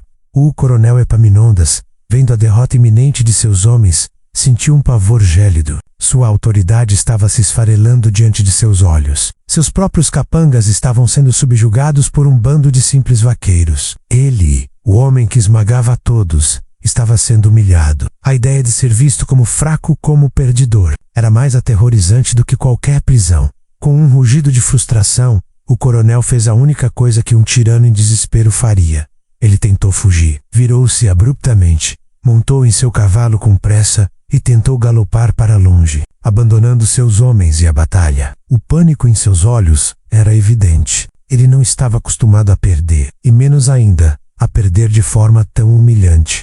Mas os vaqueiros, que estavam lutando por justiça, não o deixariam escapar. O vaqueiro corpulento, que havia enfrentado Cangaço, gritou: "Ele está fugindo! Não o deixem ir!" Outros vaqueiros, que não estavam diretamente no confronto, rapidamente se moveram para interceptar o coronel. Assustado com a gritaria e a confusão, relinchou e tentou disparar, mas os vaqueiros, mestres na lida com gado, eram igualmente hábeis com cavalos. Em um movimento coordenado, eles o cercaram, usando seus cavalos para encurralar o do coronel. A tentativa de fuga foi frustrada em poucos segundos. Epaminondas tentou sacar sua arma, mas um dos vaqueiros, com uma agilidade surpreendente, puxou do cavalo antes que ele pudesse reagir. O coronel caiu no chão com um baque pesado, levantando uma nuvem de poeira. Seus capangas, agora em grande parte rendidos ou feridos, observavam a queda de seu líder com uma mistura de choque e alívio. Aurora, ofegante, assistiu à cena com lágrimas nos olhos. O coronel, o homem que havia aterrorizado sua vida e a vida de tantos outros, estava finalmente dominado. No chão, indefeso, aquele que parecia invencível jazia ali, com a dignidade ferida e o poder desmoronado. Sua tirania havia chegado ao fim. O vaqueiro corpulento aproximou-se do coronel caído, sua voz grave e carregada de uma justiça simples e dura. "O seu tempo acabou, coronel. Ninguém é dono de ninguém nessa terra. E quem desrespeita os fracos, encontra a força do sertão." Com a ajuda dos outros vaqueiros, os capangas do coronel foram amarrados, e o próprio Epaminondas, apesar de seus protestos furiosos e ameaças vazias, foi contido. O silêncio voltou à gruta, mas agora era um silêncio de vitória, não de medo. O perigo havia passado, pelo menos por enquanto. Aurora, com os joelhos tremendo, correu para José, que ainda estava caído no chão da gruta. Ela se ajoelhou ao lado dele, seu coração apertado, ao ver o sangue em sua testa e o corpo inerte. Com delicadeza, ela verificou sua respiração. José, embora ferido e inconsciente, ainda estava vivo. O alívio a invadiu, fazendo-a chorar. Em soluços silenciosos, os vaqueiros se aproximaram, alguns com ferimentos leves, mas todos vitoriosos. Eles olharam para José com respeito. "É um homem valente, moça", disse o vaqueiro corpulento. "Ele te defendeu como um pai." "Vamos, ajuda-lo." A gratidão nos olhos de Aurora era imensa. Aqueles homens que haviam chegado como estranhos haviam se tornado seus salvadores. Eles não pediram nada em troca, apenas agiram movidos por um senso inato de justiça. O sertão, que antes parecia um monstro devorador, havia se revelado um berço de solidariedade. O coronel Epaminondas havia sido derrotado, e a liberdade de Aurora, conquistada com o sangue e a bravura de homens simples do sertão. A poeira da batalha mal havia assentado na clareira em frente à gruta, e o som dos confrontos ainda ecoava nos ouvidos de Aurora, quando ela se viu ajoelhada ao lado de José. Seu corpo estava inerte, pálido, com o sangue manchando sua testa. E Esru, o medo gélido de Perdiclow, se misturava ao alívio da vitória. As mãos de Aurora tremiam enquanto ela sentia o pulso fraco do velho em seu pescoço. Ele estava vivo, mas a inconsciência e a palidez indicavam a gravidade de seus ferimentos. Os vaqueiros, cujas ações haviam virado a maré da batalha, se aproximaram de Aurora e José com uma solenidade respeitosa. O vaqueiro corpulento, de nome Tião, o mesmo que havia desafiado o coronel, ajoelhou-se ao lado de José, examinando seus ferimentos. Ele levou umas pancadas fortes na cabeça. Moça, e a perna está inchada, mas é duro na queda. Vai resistir. Sua voz transmitia uma confiança que Aurora precisava desesperadamente ouvir. Precisamos, levá-lo para a vila mais próxima. E rápido, disse outro vaqueiro. Um jovem chamado Joaquim, com um olhar preocupado. Tem um curandeiro bom lá, na vila de Santana do Cariri. Ele pode ajudar. Apesar do cansaço e das dores de sua própria jornada, Aurora sentiu uma onda de energia. A vida de José dependia disso. Com a ajuda dos vaqueiros, eles improvisaram uma maca rústica com alguns galhos e gibões, e com muito cuidado, acomodaram. José, a caravana, agora composta por homens de bem e uma jovem determinada, partiu em direção à vila. Com o coronel Epaminondas e seus capangas amarrados, e sob a vigilância de alguns dos vaqueiros, a humilhação do coronel era visível em seu rosto contorcido, mas ninguém se importava com sua fúria agora. Sua tirania havia chegado ao fim. A jornada até Santana do Cariri foi árdua. O sol já estava alto no céu, e o calor do sertão era implacável. Os vaqueiros revezou-se no transporte de José, e Aurora, embora exausta, não o deixou por um instante. Ela caminhava ao lado da maca improvisada, segurando a mão de José, murmurando palavras de encorajamento para ele, mesmo sabendo que ele não podia ouvi-las. Sus olhos. A gratidão se misturava à preocupação. Finalmente, após horas de caminhada sob o sol inclemente, a pequena vila de Santana do Cariri surgiu no horizonte. As casas de taipa, a igrejinha de pedra e o poço comunitário eram um oásis de civilidade no meio da vastidão. A notícia da chegada deles, com o coronel Epaminondas amarrado e um velho ferido, espalhou-se como um raio. Os moradores, que viviam sob o jugo do coronel, saíram de suas casas, seus rostos exibindo uma mistura de choque, alívio e incredulidade. José foi levado às pressas para a casa do curandeiro local, um homem velho e sábio, conhecido por suas mãos milagrosas e seu conhecimento das ervas do sertão. O curandeiro examinou José com atenção, limpou suas feridas e aplicou compressas de ervas e unguentos. Aurora não saiu de seu lado. Sua presença constante um lembrete da lealdade, que unia aquela dupla improvável. Ela ajudava o curandeiro no que podia, segurando as ferramentas, trazendo água, seus olhos fixos no rosto de José. A comunidade, sabendo da história de tirania do coronel e da bravura de José, ofereceu todo o apoio e solidariedade. Mulheres trouxeram alimentos, homens ofereceram-se para ajudar no que fosse preciso. A notícia da fuga de Aurora e da prisão do coronel se espalhava, e a vila de Santana do Cariri se tornou um ponto de ebulição de fofocas e celebrações veladas. Havia um sentimento de libertação no ar, como se um peso imenso tivesse sido tirado dos ombros de todos. Enquanto José repousava, Aurora, com a ajuda de uma das mulheres da vila, lavou as roupas de José e suas próprias, secando-as ao sol. Pela primeira vez em dias, ela pôde tomar um banho, tirando a sujeira e a poeira do sertão. A sensação de limpeza e a gentileza das pessoas da vila era um bálsamo para sua alma cansada. Ela contou sua história aos moradores, que ouviam, com atenção e compaixão, oferecendo-lhe um lar temporário e um refúgio seguro. Os dias que se seguiram foram de recuperação. José, forte como uma rocha, começou a mostrar sinais de melhora. As febres diminuíram, e ele recuperou a consciência, embora ainda estivesse fraco. A Aurora era sua sombra, cuidando dele com uma dedicação inabalável. Ela o ajudava a comer, trocava suas compressas, conversava com ele, contando as novidades da vila e o alívio que a prisão do coronel trouxera. Voca me salvou. José, Aurora sussurrava, segurando sua mão calejada. Você arriscou tudo por mim. José, com um sorriso fraco, apertava a mão dela. Nós nos salvamos, moça. Você também lutou como uma leoa. E os vaqueiros, eles são homens de bem. A justiça foi feita. A prisão do coronel Epaminondas e seus capangas foi confirmada. Eles seriam levados para a capital para serem julgados por seus crimes. A era do terror do coronel havia terminado. A notícia trouxe um sentimento de euforia contida em toda a região. As pessoas podiam respirar novamente, livres do medo que as oprimia há tanto tempo.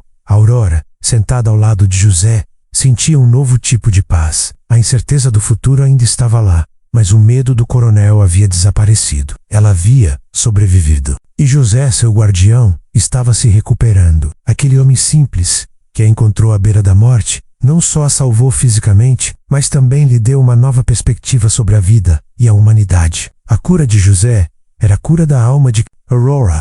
Com a prisão do coronel Epaminondas e de seus capangas, uma onda de alívio varreu Santana do Cariri e as regiões vizinhas. O ar parecia mais leve, e o sorriso nos rostos das pessoas, mais genuíno. A notícia da queda do tirano se espalhou rapidamente, ecoando em cada rancho e em cada feira, levando esperança a corações que há muito tempo viviam sob o jugo do medo. A justiça, muitas vezes lenta ou inexistente no sertão, havia finalmente prevalecido, trazida pela coragem inesperada de uma moça e pela solidariedade de homens simples. Aurora, sentindo-se mais leve do que em toda a sua vida, via a paisagem com outros olhos. As pedras, antes símbolos de sua dor e fuga, agora pareciam contar histórias de resistência. O mandacaru, antes um obstáculo espinhoso, revelava sua beleza resiliente. Ela estava livre, mas a liberdade não veio sozinha. Ela trouxe consigo um novo Kameko, um destino que ela jamais poderia ter imaginado.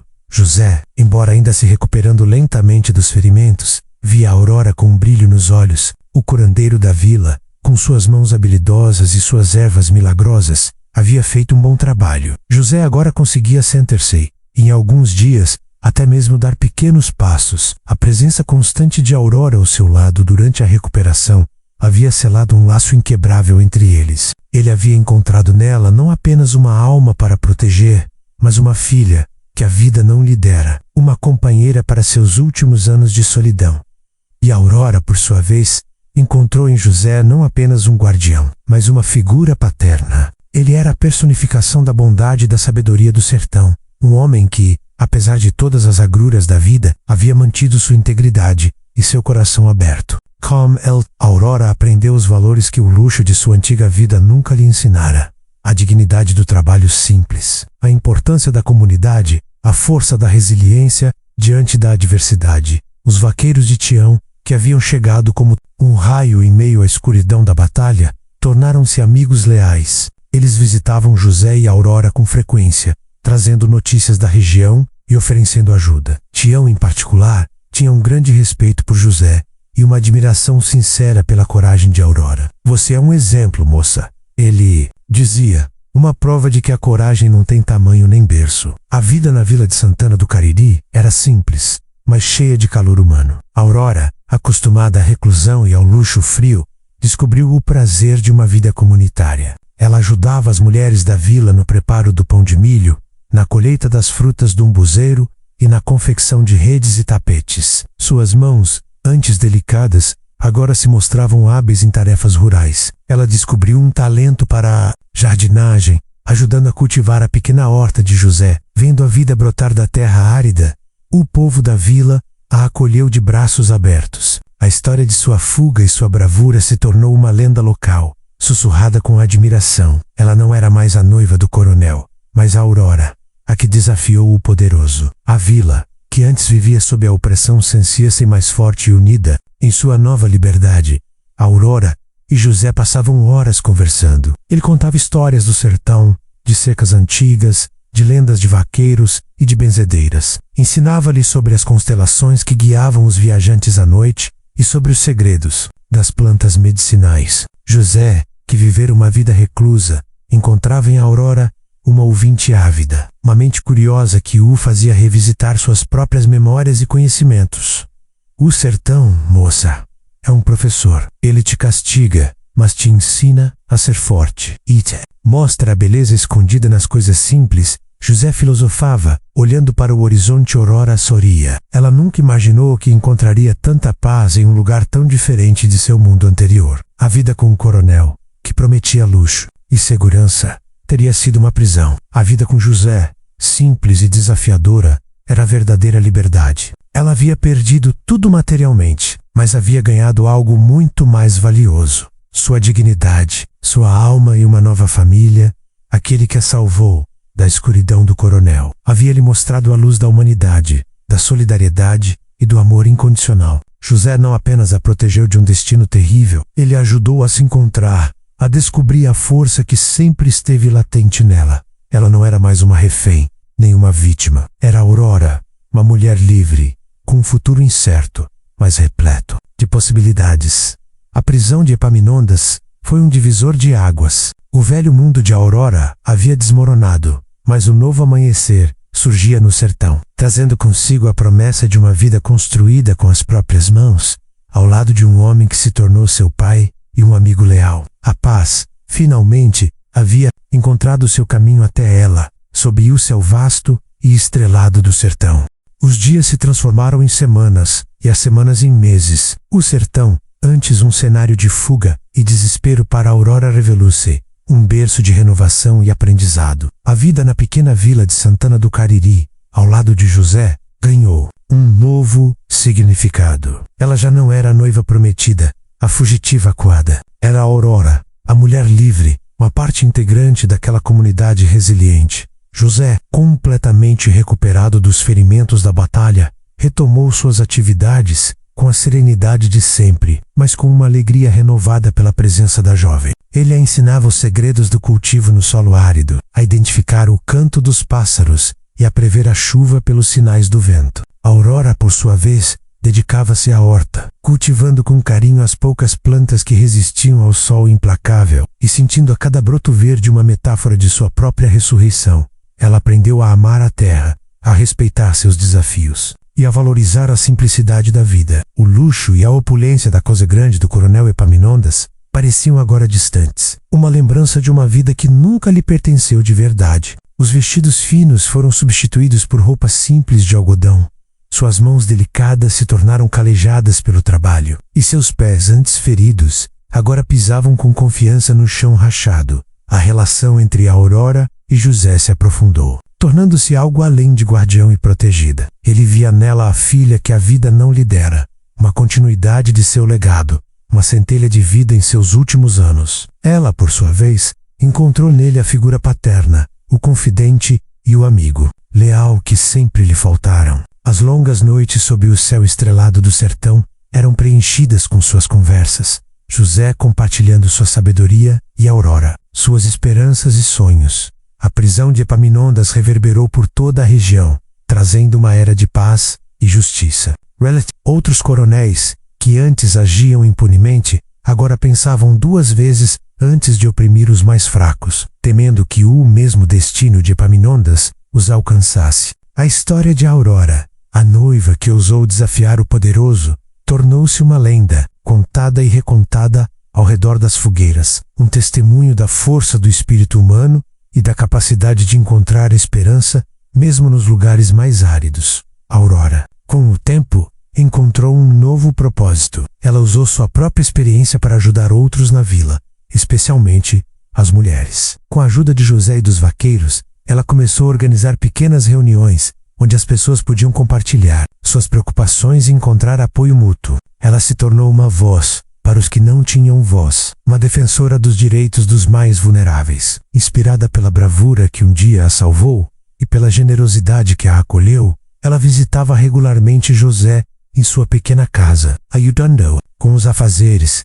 compartilhando refeições simples e desfrutando da companhia um do outro. O silêncio entre eles, antes um reflexo da exaustão e do medo, agora era preenchido por uma cumplicidade serena, um entendimento mútuo que transcendia as palavras. As cicatrizes de Aurora, tanto físicas quanto emocionais, serviam como lembretes de sua jornada, mas não a definiam. Elas eram marcas de sua resiliência, de sua capacidade de superar a adversidade. O sertão, que a havia castigado tão duramente, agora a abraçava, e ela, por sua vez, abraçava a vida que ele lhe oferecia. José, observando Aurora em suas novas atividades, via nela não apenas a jovem que havia resgatado, mas uma mulher forte, independente, que havia encontrado seu lugar no mundo. Ele sentia um orgulho imenso, um senso de missão cumprida. Sua vida, que ele pensava ser solitária até o fim, havia ganhado um novo sentido ao se tornar o guardião daquela alma corajosa. Juntos, eles construíram não um império de terras, mas um lar de almas, baseado na confiança, no respeito e no amor incondicional. A pequena casa de taipa de José tornou-se um símbolo de resistência e esperança, um refúgio para todos que buscavam acolhimento no sertão. A lenda de Aurora e José se espalhou, não como um conto de terror, mas como uma ode à liberdade e à compaixão. Era a história de como a bondade de um retirante e a coragem de uma noiva mudaram não apenas suas próprias vidas, mas também a vida de toda uma comunidade. O sertão, com suas paisagens áridas e sua gente resiliente, havia testemunhado a derrota da tirania e o florescer de uma nova esperança. A promessa do sertão não era uma garantia de fartura ou de vida fácil, mas a certeza de que, mesmo nas condições mais adversas, a humanidade pode prevalecer. E a Aurora, a moça que fugiu do coronel e encontrou seu guardião, viveu para contar sua história, uma prova viva de que a verdadeira liberdade floresce onde há amor e justiça. Sulfur era incerto, como o próprio sertão, mas ela estava pronta para ele, com a coragem em seu coração e a promessa de um novo amanhecer em cada novo dia.